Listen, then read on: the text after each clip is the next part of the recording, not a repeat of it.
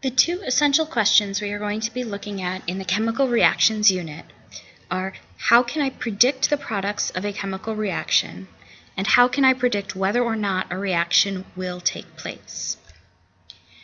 For this lesson, at the end you should be able to identify the parts of a chemical equation, describe what is meant by a chemical equation, explain how a balanced chemical equation demonstrates the law of conservation of matter, and balance a chemical equation.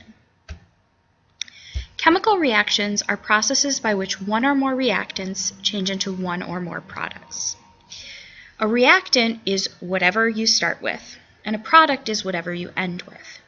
It's very important to know the difference between symbols, formulas, and equations. A chemical symbol is found on the periodic table and it represents a single element. A chemical formula is showing a compound and it's going to have subscripts telling you how many of each element are present. A chemical equation is describing the process where one or more element or compounds change into different things. This is an example of a chemical reaction using variables.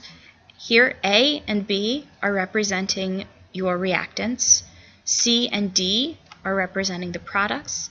And the reactants and products are separated by an arrow, which is red yields. So reactants are separated from each other by a plus sign. Products are separated from each other by a plus sign. And the arrow separates the reactants from the products. The law of conservation of matter is fundamental to chemistry. It states that matter cannot be created or destroyed. I can only rearrange atoms. This means however many atoms of each element I start with, I have to end up with as well. When you're writing a chemical equation, the first thing you need to do is write the chemical formulas for the reactants and the products, separating them with plus signs, and separating the reactants from the products with an arrow. When you go to balance the chemical equation, which means make sure that you have the same number of each type of element on both sides, you are going to add coefficients. Coefficients are numbers that come in front of a chemical formula. For example, if I'm forming 2 molecules of nitrogen dioxide, I'm going to put a 2 in front of NO2. I don't want to write this as N2O4 because that would be indicating that I was forming dinitrogen tetroxide. So it's important to have the formulas correct before you try and balance. Once you have the formulas correct, do not change the subscripts.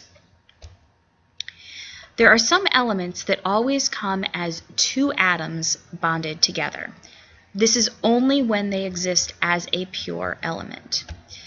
Those elements are hydrogen, which is up in the upper left-hand corner, and then all of the others are very close together. Nitrogen, oxygen, fluorine, chlorine, bromine, and iodine. So these 7 elements, whenever they exist as pure elements, will always have a subscript of 2. This does not apply to when they are found as part of a compound. That will be the subscripts for the compounds will be determined by either prefixes, which you'll have to be given if it is a covalent compound, or crisscrossing charges if it is an ionic compound. All right, the first reaction that we're going to look at is the reaction of hydrogen and oxygen to form water. Now, hydrogen is one of those diatomic elements, which is why it has a subscript of 2. Oxygen is also a diatomic, so it has a subscript of 2 as well when they are found as the pure elements. However, on the product side, we're being told that we formed water, and water happens to have a chemical formula of H2O. Now, this is called the skeletal chemical equation, but it's not balanced. If you notice, I have H2 on the left, which gives me a total of 2 hydrogens on the left, and H2O also has 2 hydrogens. So the hydrogen is okay. However, on the left, the oxygen has a subscript of 2, which tells me I have 2 oxygens. But on the right, I just have H2O, which has 1 oxygen. So if I left the equation like this, it looks like I am destroying an oxygen atom, which can't happen.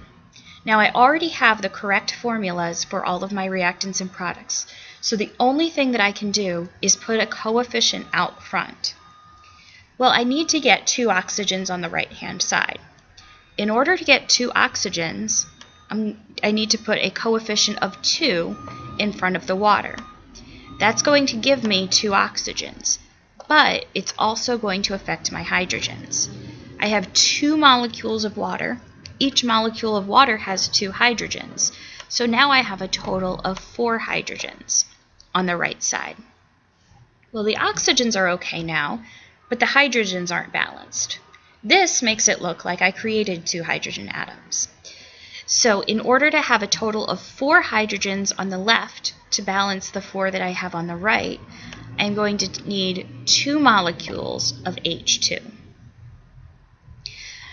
That gives me 4 hydrogens on the left. That did not change the oxygen because that's a separate reactant. If I double check, I have 4 hydrogens on the left and on the right, and 2 oxygens on the left and on the right. If all of the elements are equal on both the left and the right, then the reaction is balanced. The next one we're going to look at is sodium plus chlorine forming sodium chloride. Sodium has a symbol of Na.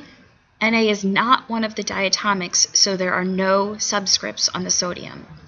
Chlorine, Cl, is one of the diatomics, so it needs to have a subscript of 2.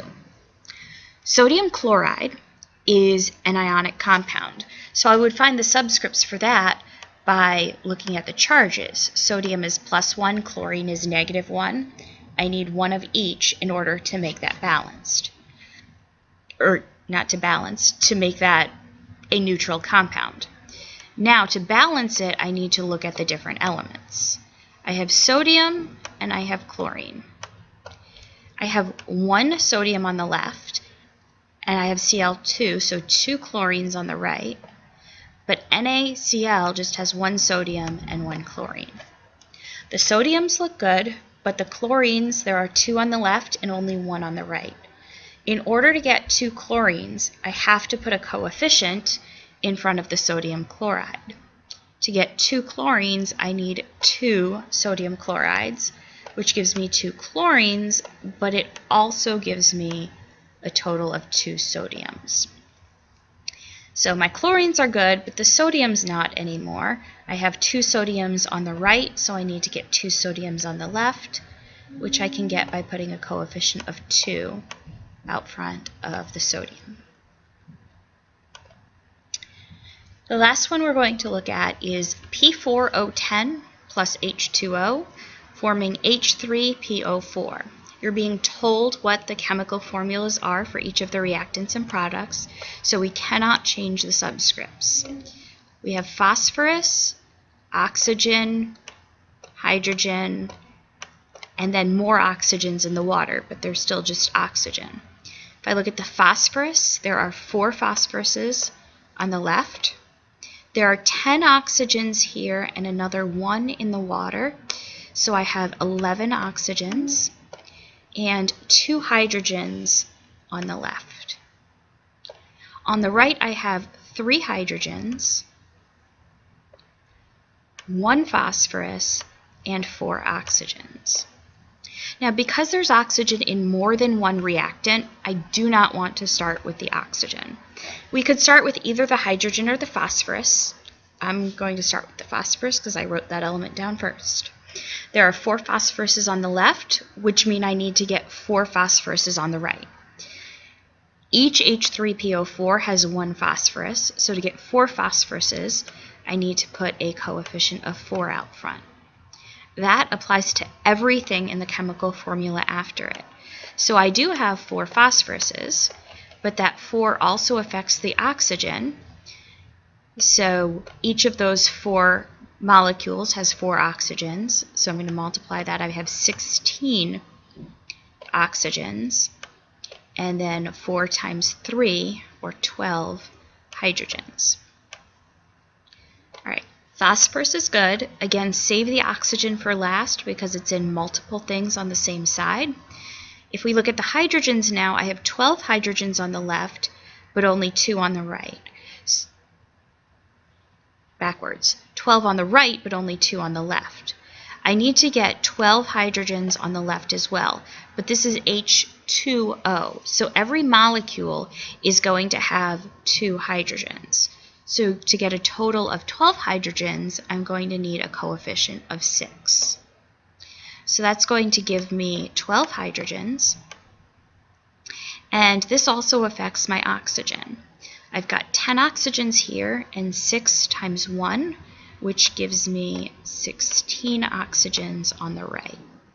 So by fixing the phosphorus and the hydrogen, the oxygens worked themselves out. Always start with elements that occur only on one reactant and one product. If you do all of those, usually things that occur in multiple places will work themselves out. Again, it has to be balanced and have the same number of each type of atom on both the reactant side and the product side because matter cannot be created or destroyed.